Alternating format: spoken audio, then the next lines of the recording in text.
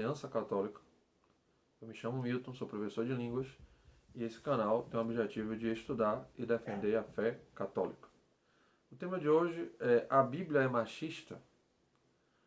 Bom, esse argumento eu tenho ao longo dos anos, desde quando eu era protestante, eu tenho ouvido muito esse argumento da questão da Bíblia ser uma coletânea de livros, né, com aspecto machista e muitas críticas e tal.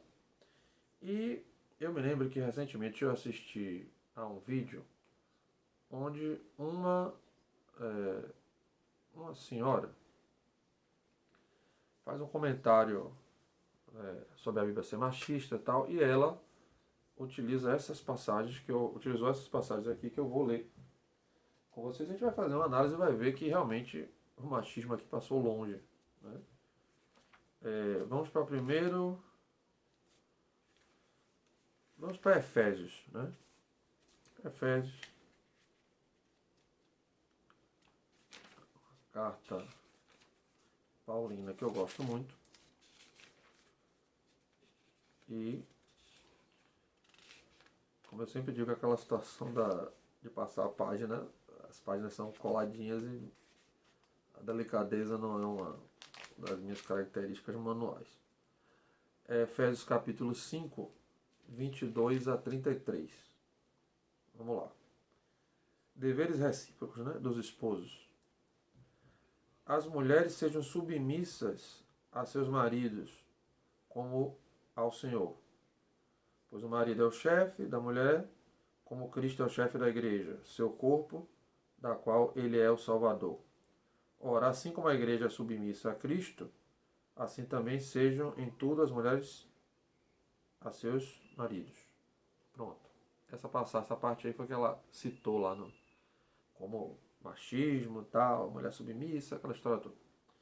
Aí, só que tem um detalhe. Ela acho que esqueceu de ler o que tem embaixo. Maridos, amai as vossas mulheres, como Cristo amou a igreja e se entregou por ela, para santificá-la, purificando-a pela água do batismo com a palavra, para apresentá-la a si mesmo, toda gloriosa, sem mácula, sem ruga, sem qualquer outro defeito semelhante, mas santa e irrepreensível. Assim os maridos devem amar suas mulheres, como o seu próprio corpo. Quem ama sua mulher, ama-se a si mesmo. Certamente ninguém jamais aborreceu sua própria carne, ao contrário, cada qual a alimenta e a trata como Cristo faz com a sua igreja. Gente, olha que interessante. Essa submissão que São Paulo fala aqui das mulheres não é o que as mulheres de hoje que acusam a Bíblia de ser machista estão imaginando. Elas estão imaginando alguma coisa mais ou menos assim: um homem chega em casa do trabalho, senta no sofá e grita com a mulher assim: eu quero minha cerveja, quero meu jantar, e xinga a mulher, e a mulher tem que ser submissa, aceitar tudo aquilo. Não é isso que a passagem está dizendo, não, viu? Essa visão que elas têm é a visão totalmente equivocada. Observe aqui que submissão é uma ideia de submissão ligada à santidade, à docilidade, não a mulher ser uma escrava do marido. E ela não vai ser submissa a qualquer marido. É o marido que tiver o comportamento que ele dá à mulher essa ideia de submissão dentro de um marido, da perspectiva de um marido que tem as características do que foi falado abaixo. Ou seja, ele tem que amar a sua mulher como Cristo amou a igreja e se entregou por ela. Ou seja, ele tem que ser aquele que se dispõe até a morrer pela mulher. Um homem desse que se dispõe a morrer pela mulher vai tratar a mulher dessa maneira? Como se fosse uma escrava, uma empregada? Não, de jeito nenhum. E olhe mais adiante. Ele diz assim: para santificá-la, purificando pela água do batismo, com a palavra, para representá-la assim, gloriosa, sem mácula, sem ruga, sem qualquer outro defeito semelhante, mas santa e irrepreensível. Ou seja, como a igreja tem que ser santa e irrepreensível, sem defeitos diante de Cristo, o homem tem que tratar a mulher também extremamente bem, né? Com todo o carinho, amor e respeito. Logo, ele não vai dar ordem nela e tratar ela de forma tirânica, como se ela fosse escrava dele. Tá? Assim, os maridos devem amar as suas mulheres como o seu próprio corpo. Ou seja, olha o que ele diz: quem ama a sua mulher, ama-se a si mesmo. Certamente ninguém jamais aborreceu sua própria carne. Ao contrário, cada qual a alimenta e a trata como Cristo faz com a sua igreja. Ou seja, você não trata a sua própria carne, você não deixa o seu corpo passando fome, você não dá soco em você mesmo.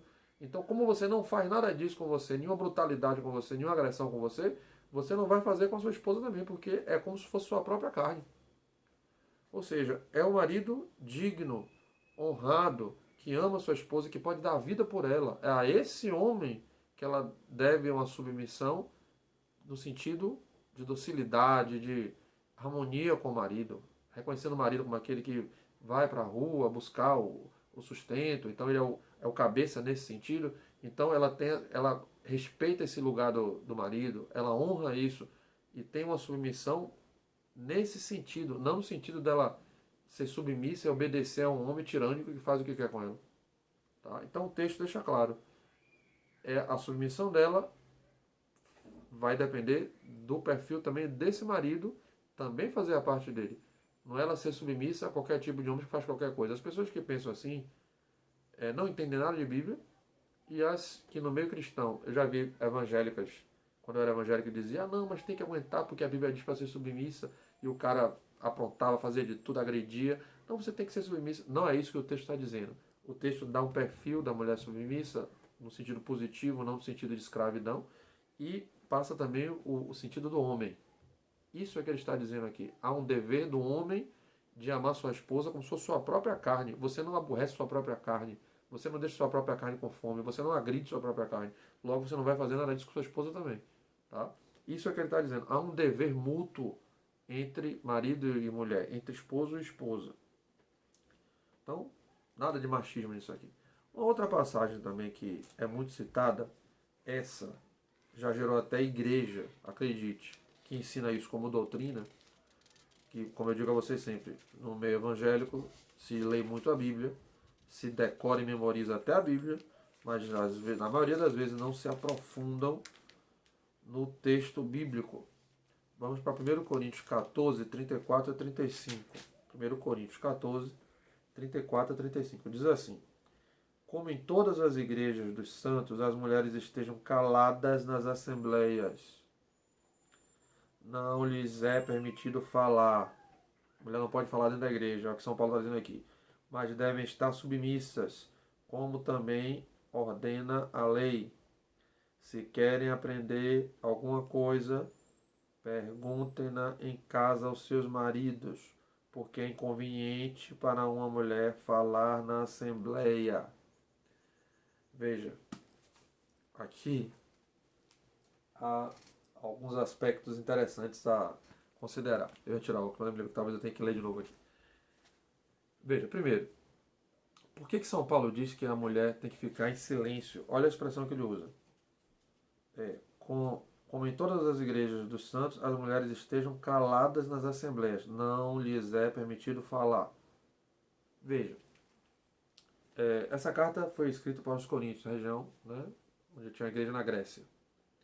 São Paulo foi criado como fariseu, para estudar, para ser um fariseu, né, a cultura hebraica, a cultura judaica, mas também foi criado, inserido com professores da cultura grega. Então ele teve essas duas formações.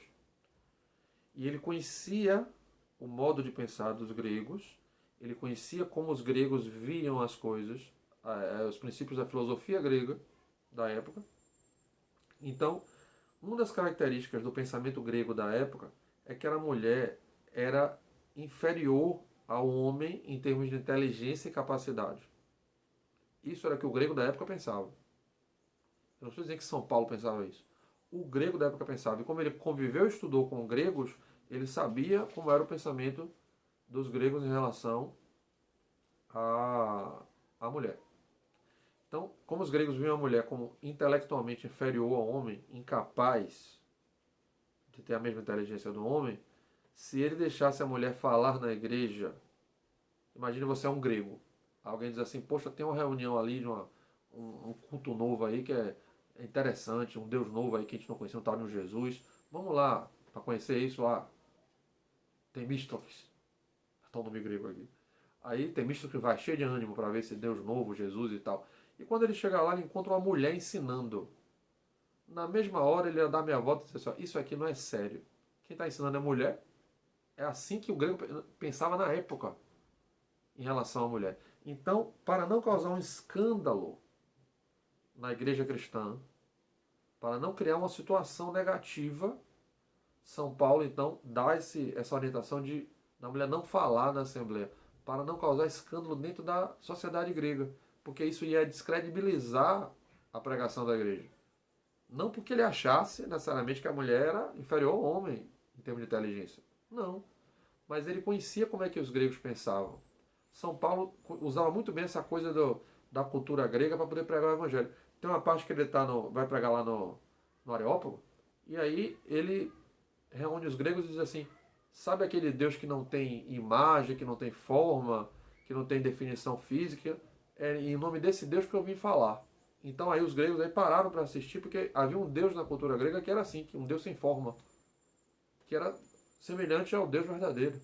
Então ele usou aquela coisa pagã para atrair a atenção dos gregos para poder falar de Deus para os gregos. Então, essa passagem aqui não tem nada a ver de machismo. Né? Não é querer diminuir a mulher na igreja, que a mulher não podia falar. Era porque tinha essa situação cultural. A Bíblia não se entende só pela leitura do texto e interpretação, não. Você também tem que conhecer essas ciências de apoio. Né? E a igreja, graças a Deus, no seu magistério, tem tudo isso. E por isso que a gente aprende essas coisas. Né? Se ele agisse dessa maneira, colocando as mulheres em liderança de fala, os gregos não iam dar credibilidade, a igreja não ia crescer e dar frutos, porque eles iam achar que não era sério porque era a mulher que estava ensinando. Esse era o pensamento e essa é a explicação do texto, né?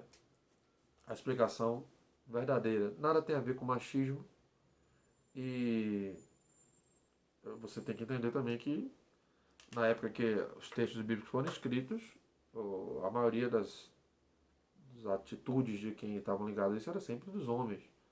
Mas pode dizer que isso é machismo, era o jeito de se pensar na época também. Tá? Bom, essa foi a explicação, espero que vocês tenham gostado.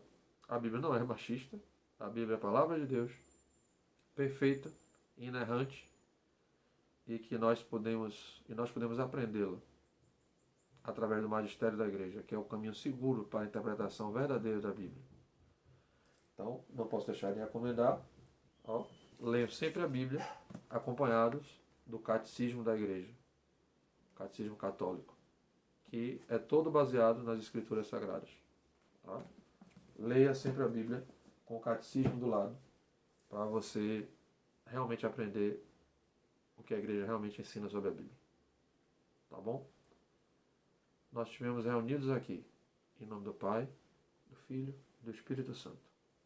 Santíssima e doce Virgem Maria, Nossa Senhora das Graças, rogai por nós.